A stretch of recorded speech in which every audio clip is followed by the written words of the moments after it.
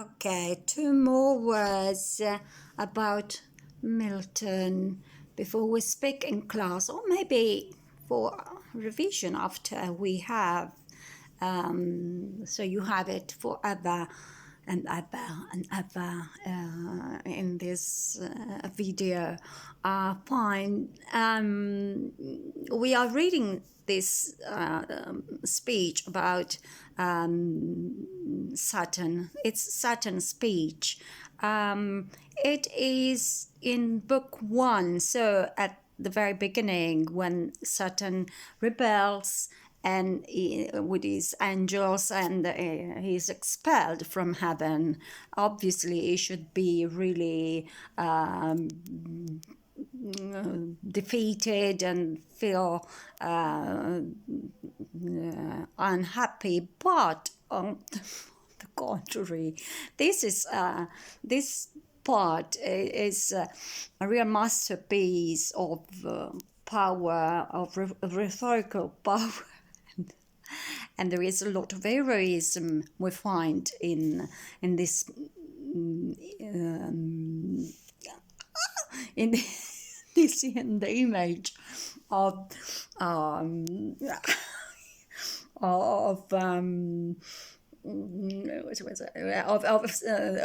Saturn, of the angel, and in fact, he finds himself in this the region.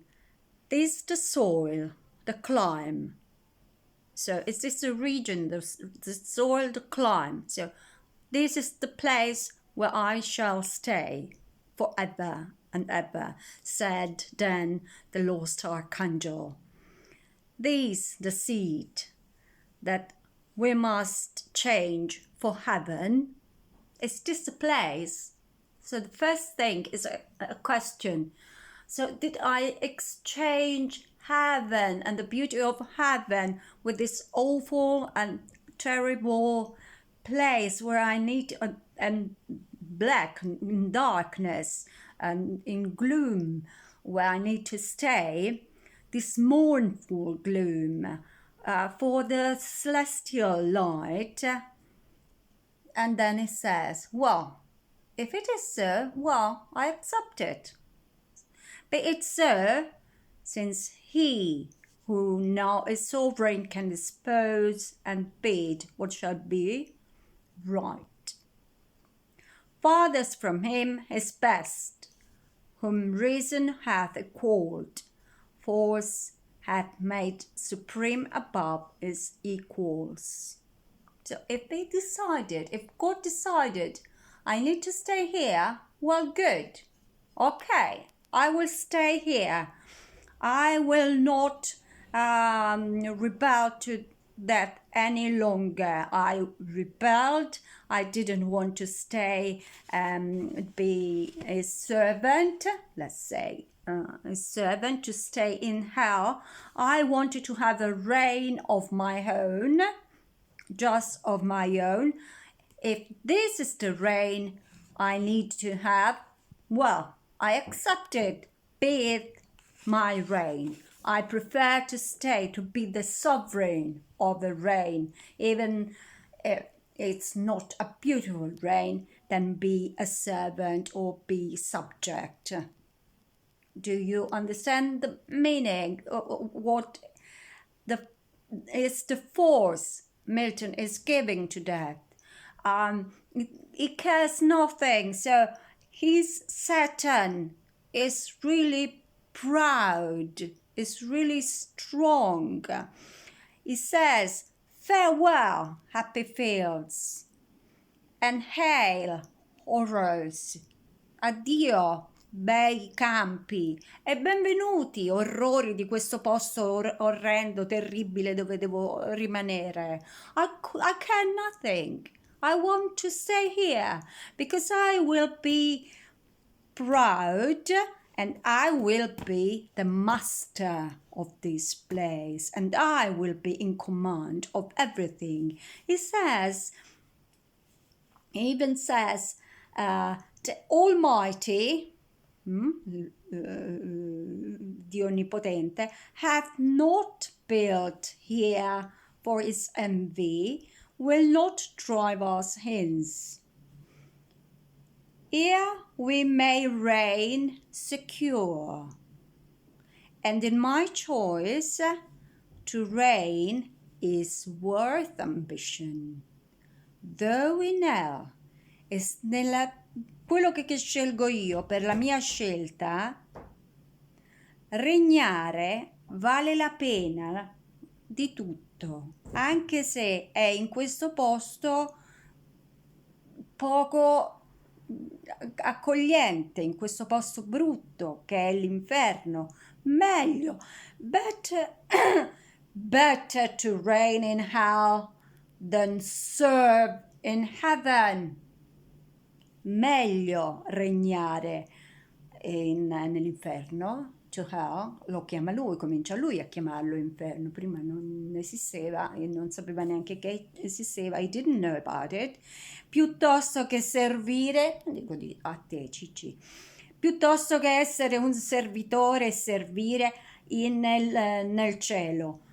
But wherefore let we then, our faithful friends, the associates and co-partners of our loss, lie thus astonished on the oblivious pool, and call them not to share with us their part in this unhappy mansion, or once more with relayed arms to try what may be yet regained in heaven, or what more lost in hell. Quindi a tutti gli altri, proponetelo anche a quegli altri arcangeli che sono venuti via con me, cosa preferiscono? Stay here or and so be in this bad part of the world and of the sky and of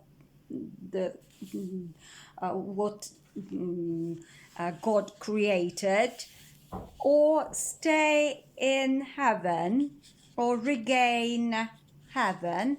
Do they prefer regain heaven or stay free in hell? So it makes a comparison between freedom and hell, however. And it is typical of the time, because at the time, after the Puritans' rebellion and the Civil War,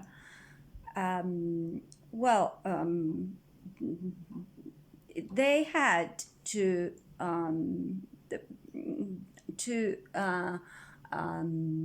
be submitted to rules, and they had to obey such conditions, the conditions of an independent religion, the religion of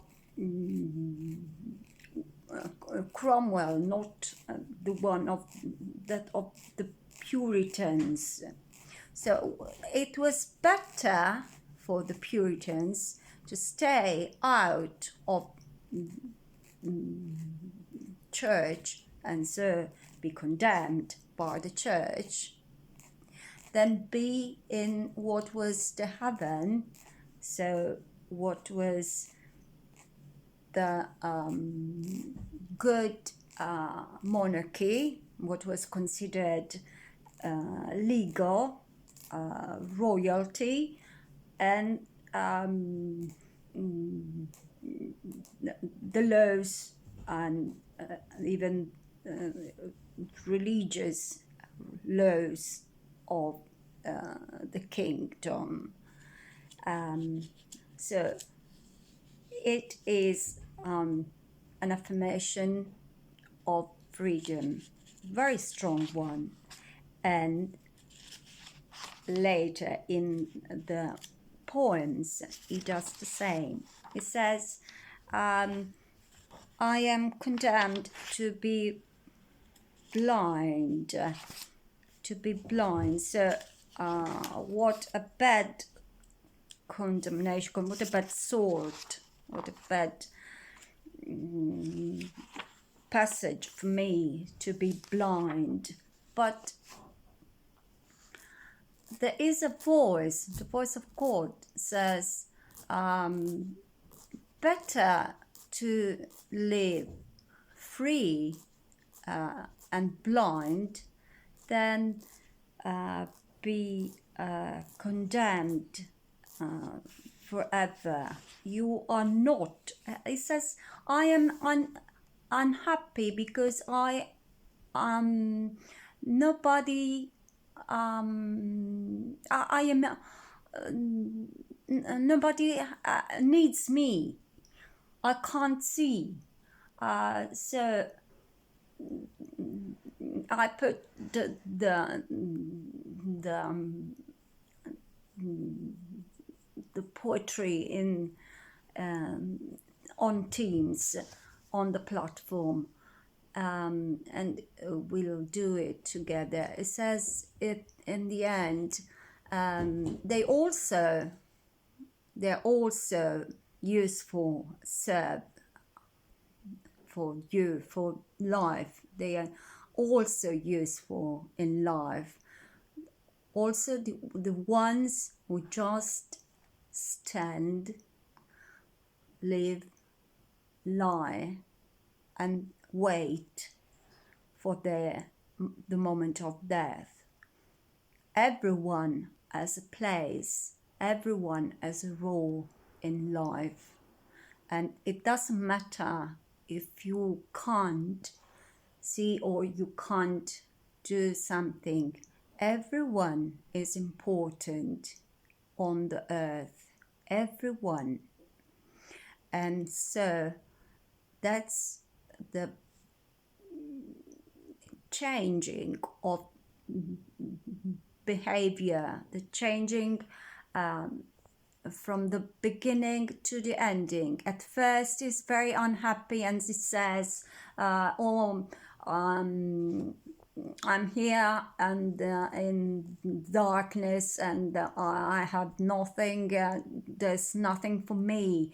What is the point in living and surviving if I can't do anything, if I can't even read a book, write a book, but even read, I can't do anything on my own.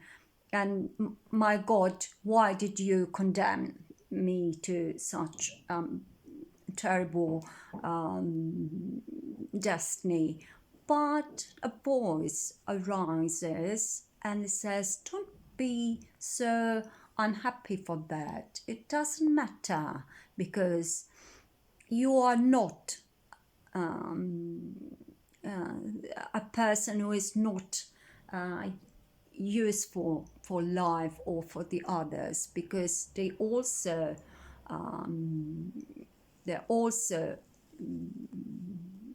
important for humanity, even those who just rest and lie because they have no other way to be operative and to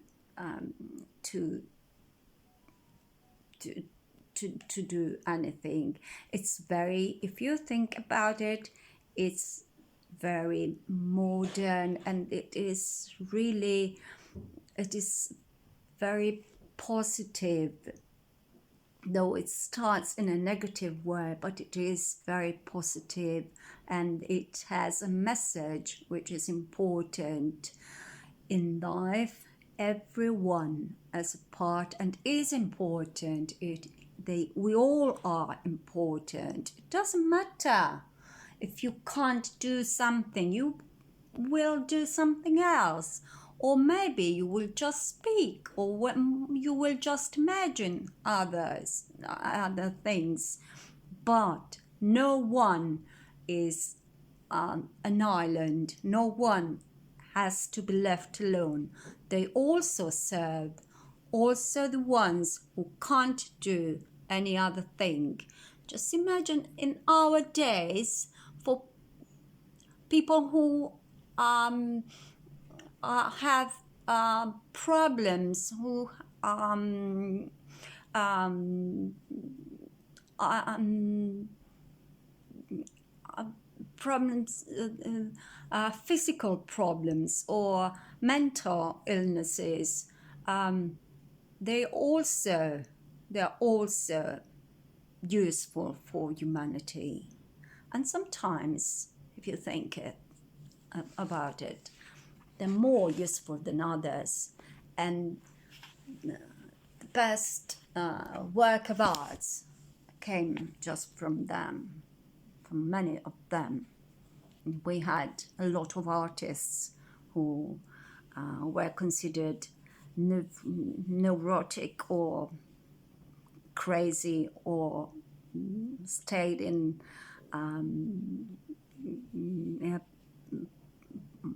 parts in houses for mad people.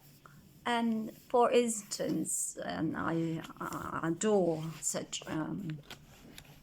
a poetess, the poet Alda Merini, for instance. She was in houses to cure herself, to cure her mind. She was constricted in such houses for a long time, and she's a great poet, really. Bye.